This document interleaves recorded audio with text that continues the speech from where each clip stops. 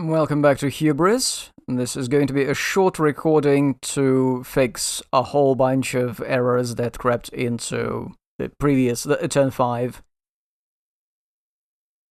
Yes, Rome should be at limited war, but thinking about the or because of the event Freedom of the Greeks.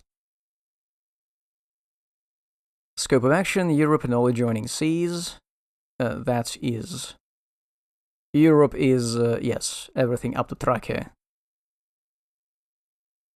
The only thing this affects, because of all the other goofs I've made, is that when Rome first hit Rhodos and removed the Seleucid influence there, it was not actually within its scope of operations. It was then thinking only about the Greece, only about the Greek places. So technically, this should go away. It's just unaligned, and this goes back to its holding place. They may have done something here, but I'm not going to decode everything that happened in Peloponnesos. This should work fine. Also, Gunnus has not yet won, so I need to check out of play. I need to find one of the removed cards from there. Alliance with Hannibal. Okay, this card should be here. For now. The bot is not using it, but we're going to keep it. Next. Another funny thing I discovered. Really interesting. It's sort of in the rules, but it's written in a rather unclear way, so I had to look up the FAQ document. And that is that if there is a general on the map, suppose the situation we have frequently, the Seleucid king, is somewhere here. The king can actually campaign across the entire map, designate this as an origin satrapy and campaign from here into, say, Party N. This is okay. It has to be adjacent to the origin, but the origin can be anywhere. And the only limitation here is that if there is no land path between the king's current location, the leader's current location, and where they're going, the units the leader has with them on their card are dispersed. But other than that, leaders can teleport across the map, so the king can do one campaign here, and another campaign there. This should help Seleucids in particular, because they're very spread out. So I'm looking forward to that working in their favor. I suppose it could help me, but not much. Anyway, another thing. I've been misplaying the thing with the envoy action, but I've been misplaying it for everyone, so it should not affect that much. But it was just really noticeable with Cleopatra's rolls. When you roll 2 dice for the envoy action, you can use both dice, and you can apply them both to the same location and in any order. So when Cleo rolled, say, a 1 and a 2, which she did at one point, that means that she could use her 1 to remove my garrison, and then immediately use 2 against this unaligned place to flip it to Seleucid Alliance. And also, when she struck Coeliceria, yes, she rolled a 1, she could have taken Sidon. I suppose she will, and then we'll place Seleucid Alliance. Yes. That's how just 2 Diplo actions, 2 envoy actions by Cleopatra should play out. Now, since we got to this part, of course, we need to talk about the fact that we are currently at war with... We're currently at war with Seleucids, and Seleucids are at war with us.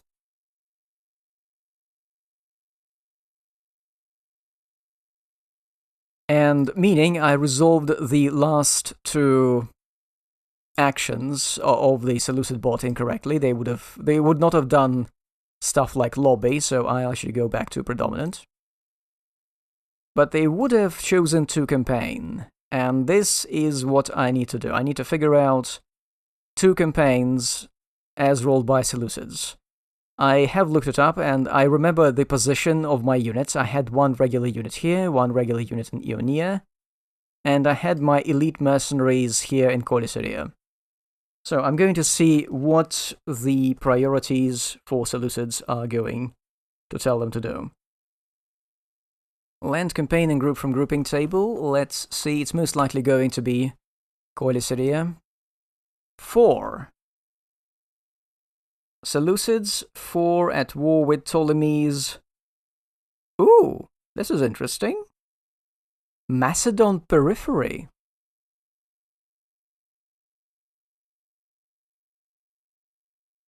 There is a way where they could do this. It's here, this is across the strait. Actually, they're not going to campaign here. I realized after I've done a bunch of calculations. For one simple reason, there are no enemy-aligned places here, meaning Ptolemy-aligned places. So I'm going to flip next after Macedon periphery. To war with Ptolemies. Yes, this is Ptolemy core. They're going to go for... Let me guess, Corycidia. Kypros? No, they cannot attack Kypros, not Cyrenaica. Seleucus, yes. Okay, I'm happy with this. This is going to be really funny. Like, just remember that I had my fleet here, and Seleucids did not have their fleet here during the turn. It would be an attack by Antiochos. He would have a siege engine, because his siege rating is 3. Be brought down by 2 by the strength of the defenses, and he would have a regular army unit. Actually, no, he is the king, so he would bring his elite unit. And he's going to make 4 siege rolls, and they're going to hit on 3 minus 2, 1 plus 1, on a 2. So if he rolls 2 1s or 2s, it's going to be a flip. It was a single 1. This is not successful, so the king campaigned here for his 5th activation. For his 6th activation, well, let's see. But one important thing is that when on the 5th activation, the attack in Corycidia could have been really damaging because I did not have the fleet here. Seleucid went first, and then I built my fleet because it was, it had been sunk here. So I rebuilt it after the Seleucids could have attacked here. For the 6th activation, I actually have the fleet, so they will be able to supply these 2 cities, these 2 ports. So anyway, let's see what Seleucids are going to do. Are they going to be on offensive or not? Yes. And what do they target? 6. Yep. Ptolemy core. 3. Okay, this time the target is going to be Corycidia. And, well, let's just make it more visual. It's going to be the king. So just marching here, straight from his miserable campaign here. Equipped with a siege engine and an elite unit, and he could take 1 of the regular army units and then use this guy. His special ability is he can turn 1 land unit as elite for the duration of the battle. So this is what's going to happen. They have the Ptolemy, myself, had only 1 elite mercenary unit here. And these guys have 2. So let's just roll for it. My mercenaries roll a 6, which is a miss, and 2 Seleucid elite units are rolling a 1 and a 4. Okay, they kill my mercenary. And then Seleucid is going to, first of all, they're going to plunder, because this is my satrapy, so they will do it. And then they're going to roll 4 siege dice. 3, 1, 5, 2. Let's see. His siege rating is 3 plus 1 for the siege drain, so he hits on a 4, so that could be 3 hits. However, when applying dice results, always apply them in a manner which grants the most places captured by the NPK. Order of, to hit modifier -2 cities, heartland places, other strongholds, so -1, port cities, subject cities, tribes, random place. If they want to capture the most cities, the most they can do is going to be 2. Because these are... Actually, you know what I should have done? Okay, I forgot. I should have sent, say, this guy with the strength and defenses reaction, which is this one, strength and defenses. I could have paid 1 talent per city to make them even more difficult to take. But I forgot, and it would not have cost me that much money. Okay, it would have cost me considerable, but I forgot, whatever. With these rolls, most cities they can take is, they could take, what's his name, Damascus, here, Solima. But then, even a 1 would not be enough to flip any of these ports, because they are... They are supported by my fleet. My fleet is here, feeding them.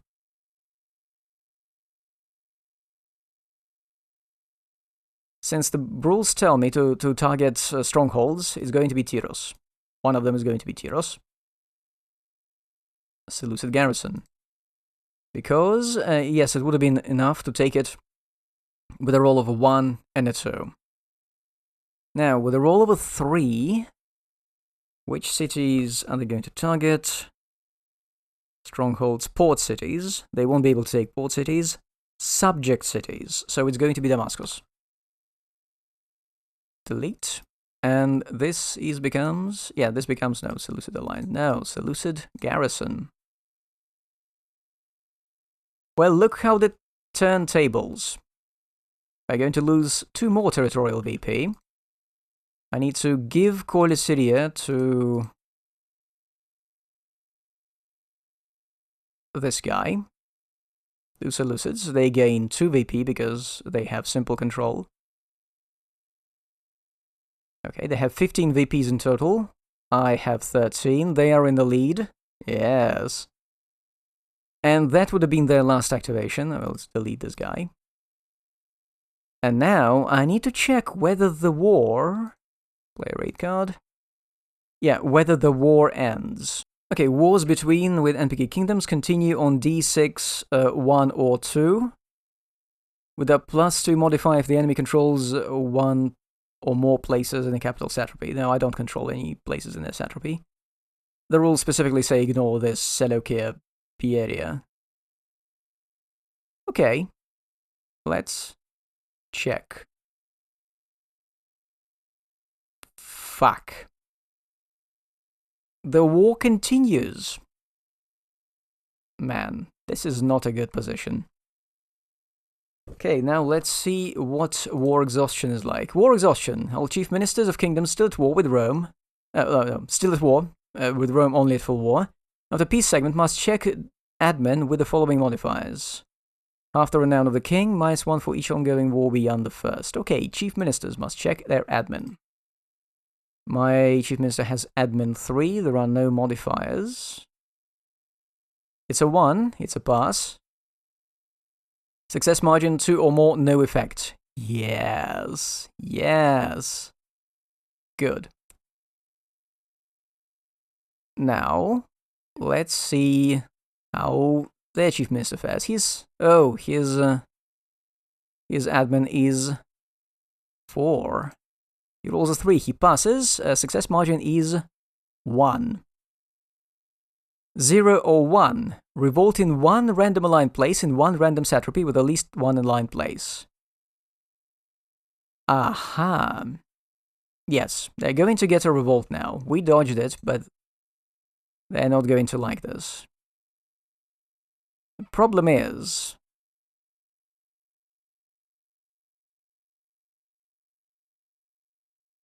How the hell do I choose one of the satrapies that they have one space in? I mean, I suppose this is possible if I were to take cards like this.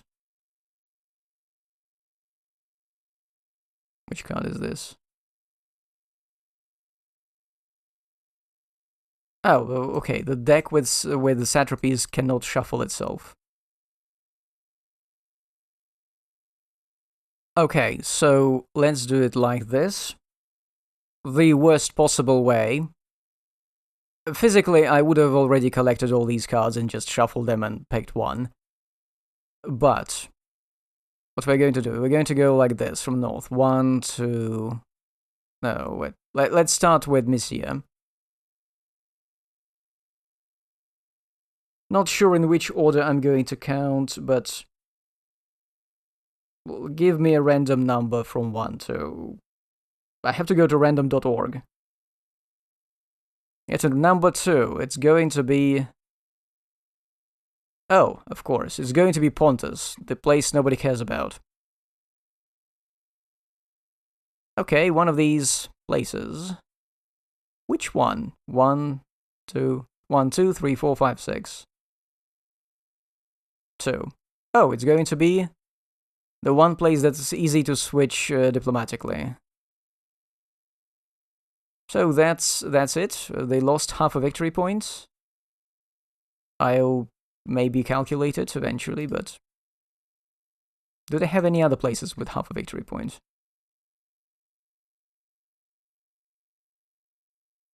Yes. Yes, they do. Meaning this half a victory point is going to round up and nothing changes. So yeah, this is our winter quarters, this is everything. Everything that should have happened last turn has happened. And we are in a much worse position than we were.